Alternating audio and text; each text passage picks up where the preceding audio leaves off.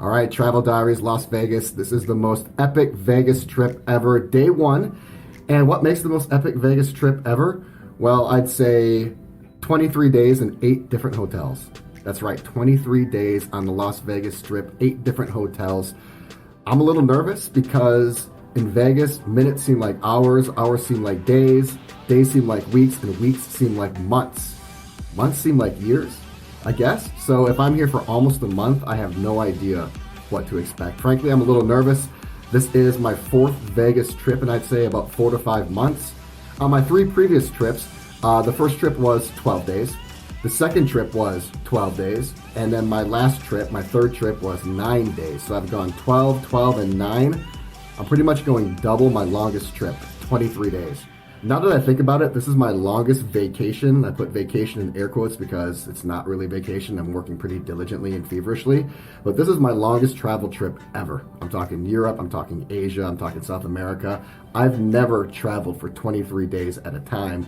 I couldn't previously. I really couldn't take more than 10 to 14 days off because of my former career. But now that I'm focusing on YouTube, I have a chance to really unfurl and explore cities the way I'd like. I can't believe I'm doing it in Vegas. Vegas is a short and sweet trip. I typically have a 2 to 3 day rule in Vegas. At least that was my rule before I started the channel. Who spends a month in Vegas? I don't know, but I'm going to make it close. I'm going to be 23 days. So I'm a little nervous. I'm really trying to pace myself. Thankfully, the previous 3 trips gave me a lot of info about how to handle these long and arduous Vegas trips. You got to pace yourself. You have to rest a lot. You have to have balance. You just can't go all the time because by the time you get to like the 8th or 9th day, you're going to be really burned out. I'm no stranger to burnout, and now that I've experienced it a couple times in my life, I kind of know how to counteract it. So yeah, this is my Travel Diary series. For those of you new to the channel, welcome. This is like my monologue where it's basically my diary, and I give you a hodgepodge of stuff. I could go into inner detail about my trip. I could give you specifics on the hotel. I might talk more about the restaurants or drinks. I might give some travel information. I sometimes do comparison videos, and I might even open up and get a little personal on this trip. There's a lot going on in my life, and some of you ask kind of, more about me and what's going on, so I might choose to disclose some of that. We will see. So before I get any further in the video, I want to show you my breakfast. I got one of these coconuts. I try to get one of these at every single hotel I'm at. These are made by the same manufacturer, I think. I mean, I would speculate that. They just stamped a different hotel name on here. But weirdly, they all taste a little different. I don't know, maybe it's psychosomatic, maybe it's in my head, but I've had good ones and bad ones. Let's crack this New York one open and see how it is. Oh yeah, that's delicious. These are key after a long night to balance your electrolytes. Coconut water has a ton of potassium. I highly recommend these. Here's the rest of my breakfast. I got some of these Life Waters, got 2 of them. These aren't my favorite water. I like an Icelandia, I like an Essentia. I like a Body Armor, I like the Black Smart Water, I like an Evian, but these are like the best that they had, so I grabbed 2 of those. And then I got these Builder Bars. These mint ones are delicious. I got 2 of these. These will hopefully tide me over until like late lunch or early dinner. I try not to eat a lot in Vegas for breakfast or for lunch, and if I do eat a lunch, I try to push it back as far as I can or have a really light lunch.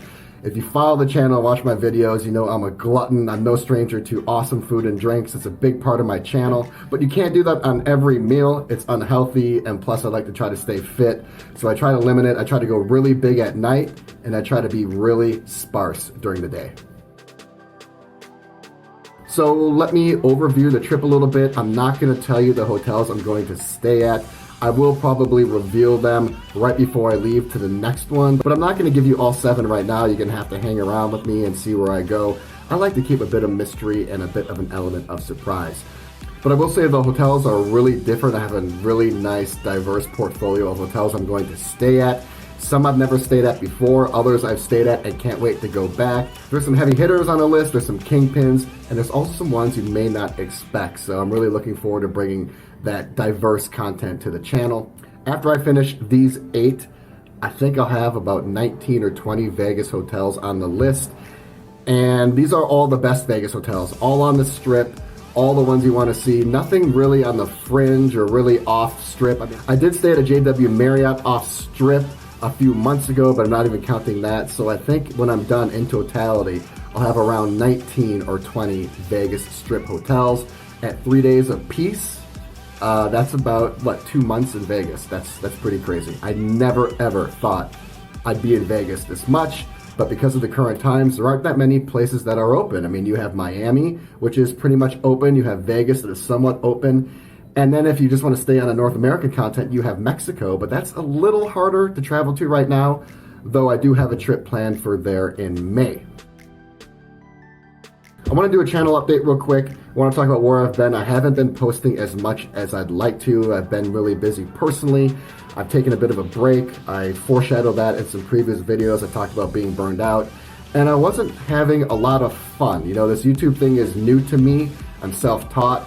Everything you're seeing is stuff I've done on my own and learned. So being in front of a camera, the video editing, all those aspects I've had to learn myself. And I've never really expected the amount of work that went into YouTube. I've never worked harder in my life.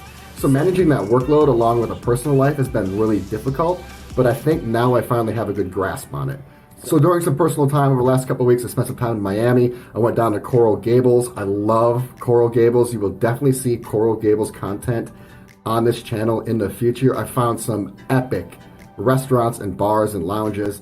It's a quaint, quiet, upscale, really cool community outside of Miami. If you're getting burned out on Brickell or if you're over South Beach like I am at the moment, Coral Gables was a beautiful refuge. I can't wait to go back. I stayed at Hotel Colonnade. It's an autograph collection hotel. I love autograph collection hotels. They have cachet, they have moxie, they have personality. They pull design elements from the local community, and Hotel Colonnade was absolutely beautiful. Perfect location. Walkability was 100%. I loved it, and I can't wait to go back and show you guys it. In my previous diary videos, I talked about a magnificent trip that was planned for June, and unfortunately, I don't think it's going to happen. I'll let the cat out of the bag right now. It was Bali, and it was going to be for 30 days, like 10 different hotels. I've never been to Bali before. I had so many great plans for that trip, for the content, and it's looking like Bali probably won't reopen until later this year or even early next year to help. They're looking at a pilot program right now where they're going to open up real rifled regions of the island for specific countries. And I think it's like Japan and Singapore, maybe Australia. Don't quote me on that. But the United States wasn't one of them. And if I go to Bali, I want the whole island to be at my disposal. I planned on doing the most epic Bali trip ever, just like the most epic Vegas trip ever. And if it truly is going to be that, I want to make sure the hotels I want to stay at are going to be open. I want to make sure the entire island is open. I want the full and legitimate Bali experience. So I don't want to waste that. First are very important. First experiences are very important. And I don't want mine to be limited. So unfortunately, I have to put the Bali trip on the back burner. Frankly, I'm thinking it'll probably be next year, but I'm holding out hope that it might be at the end of this year, 2021. But don't fret, I am going to go international, and I think that international will probably be the biggest portion of this channel once the world opens up again. I'm just trying to find places to go to while countries are still on lockdown. That's why I've been relegated to Miami and to Vegas. Like I said, I have Mexico coming up. That is international technically, but it doesn't really feel international because I've been there so much, and it's such an easy flight from America. But the two countries I'm looking at right now are Costa Rica and Aruba. Both those countries are pretty much open right now. Costa Rica has no travel restrictions. I think you might have to show a negative COVID test. I'm not sure about that. In fact, I read an article the other day that said they're just completely open. And Aruba is pretty much completely open. You may have to take a test, you may not. And you have to purchase like $35 health insurance from the government if you want to come to the country, which for me is no big deal. That seems actually really cheap. So I'm going back and forth between those two. I've always wanted to go to Aruba. I love the teal and turquoise and tranquil Caribbean waters. That island is really special. It's outside the hurricane band of the Caribbean, so the weather is pretty much perfect all the time. There's a slight breeze that comes across that island pretty much perpetually, so you always stay cool in the sun. It sounds just really amazing. So I'm leaning towards Aruba, but Costa Rica is something that's always kind of magnetized me as well.